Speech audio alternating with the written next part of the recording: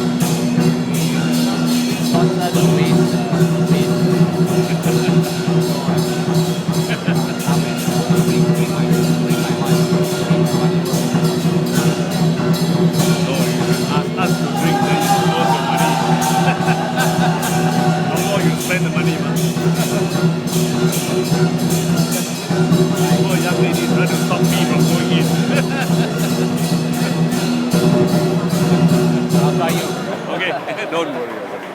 There are thousands of people here. Really thousands of people.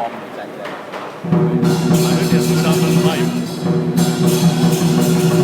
Yes.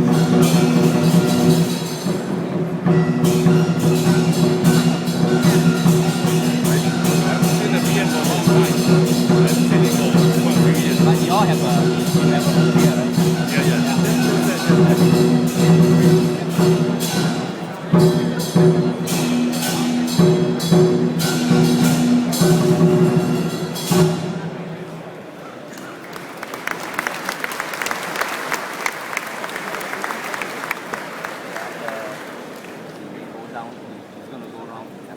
Ladies and gentlemen, may I now invite our guest of honor, Prime Minister Mr. Lee Hsien Loong, on stage to deliver his opening address. Prime Minister, please.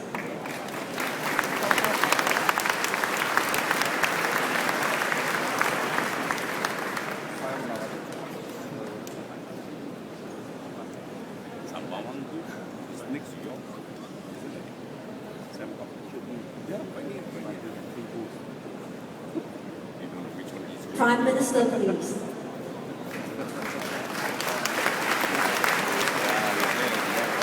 Thank you. Good evening, everybody. Sorry for the small delay. My speech got misplaced. But it's Excellencies, distinguished guests, ladies and gentlemen. Very happy to join you this evening to open not just one event, but 3 events. The Singapore International Water Week, the World Cities Summit, and the Clean Enviro Summit. There's one common theme which links these 3 together: how to develop livable and sustainable cities, and to build for ourselves beautiful and enduring homes, and enduring homes too. I think these are timely and appropriate themes for us to focus on. The world is becoming urbanized on an unprecedented scale.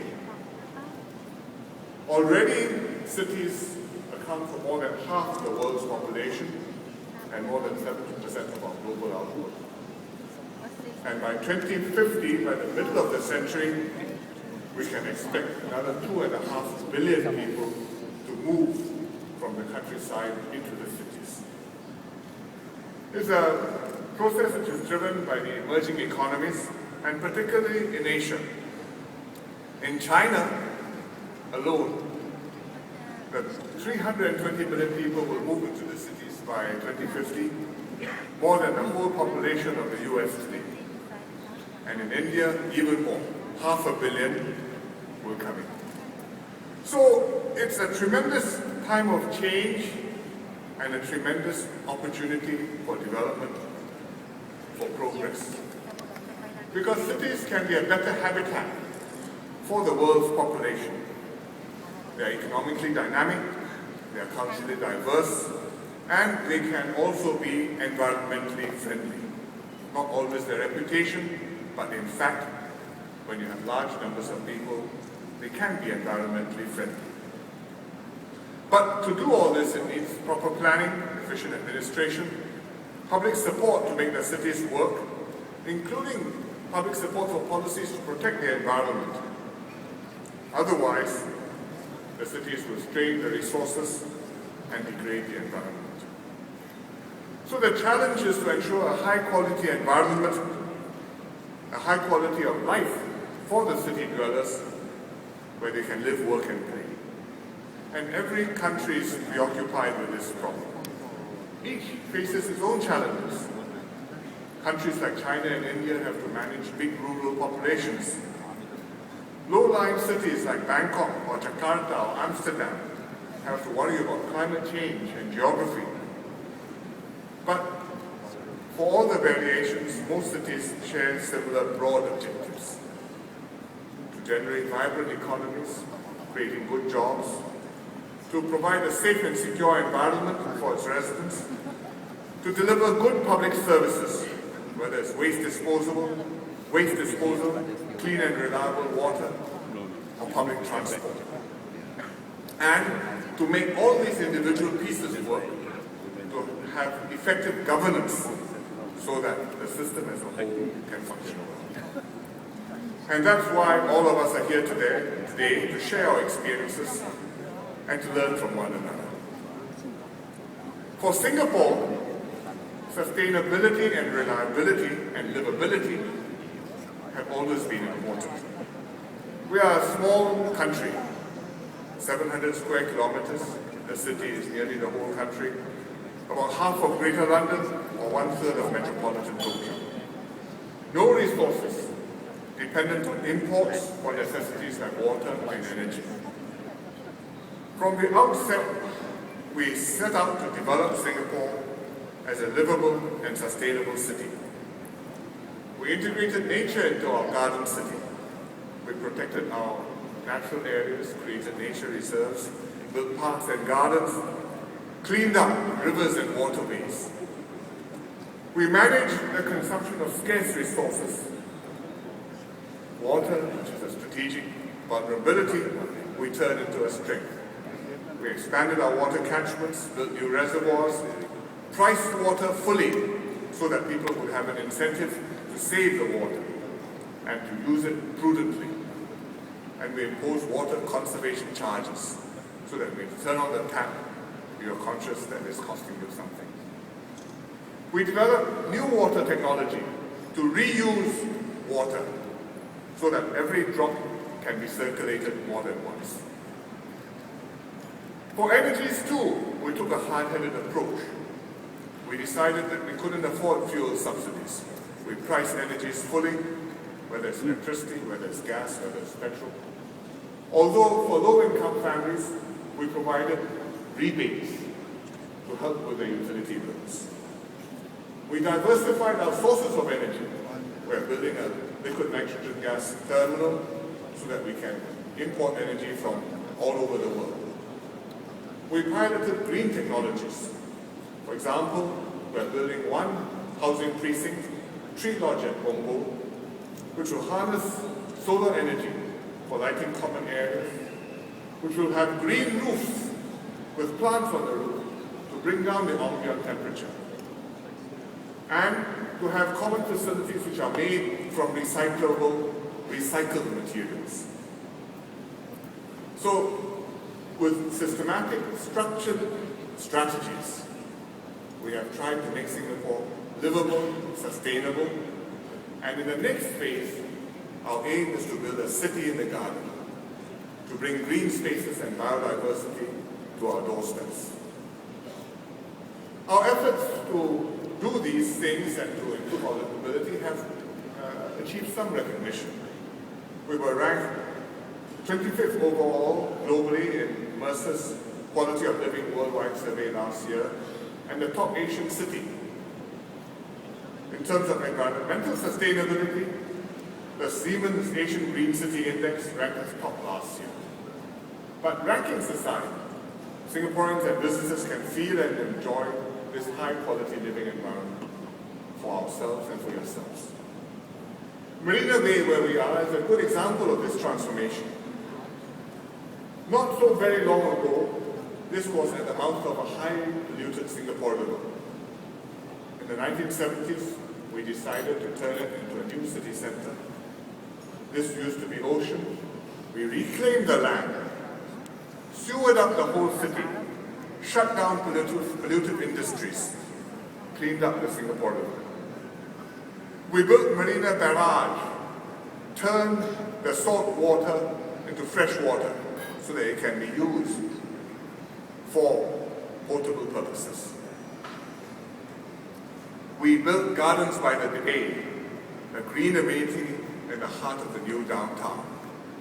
Not as big as Hyde Park, Green Park in London, or as Central Park in New York, but we hope with its own attraction and charm and giving a distinctive character to our downtown. This will be a place that all Singaporeans can be proud of, identify with, and think of when we talk about home, about Singapore. It's not easy to transform a city. It needs long-term planning, careful execution, disciplined implementation and enforcement. Because it's easy to sacrifice long-term objectives, environmental objectives or urban planning objectives, for short-term advantage. And it's difficult to rally political support for the right choices. Enforcing planning norms is not easy. Acting against polluters is equally hard, and pricing resources like water and electricity, which affect the lives of millions of people, is even harder. So our efforts to make Singapore our best home will never end. We have a population which is growing, and we're now more exposed to beautiful cities elsewhere.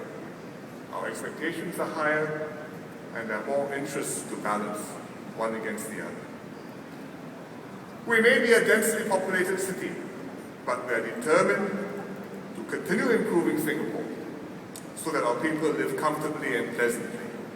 And this becomes one of the jewels in the tropics. We are building new and upgraded housing estates. We are improving our public transport, more train lines, better bus services. We are integrating more green spaces and blue waters into our surroundings.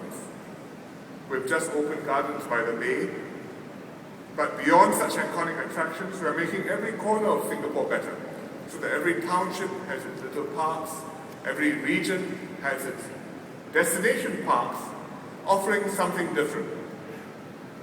Active, beautiful waters, natural environments, an ecosystem of flora and fauna, a place where Singaporeans can go, can get a respite from the pressures of city life, can take in natural surroundings, and yet can feel that here we are in Singapore. So half of Singapore is green, which is quite remarkable for a city which has one of the highest population densities in the world.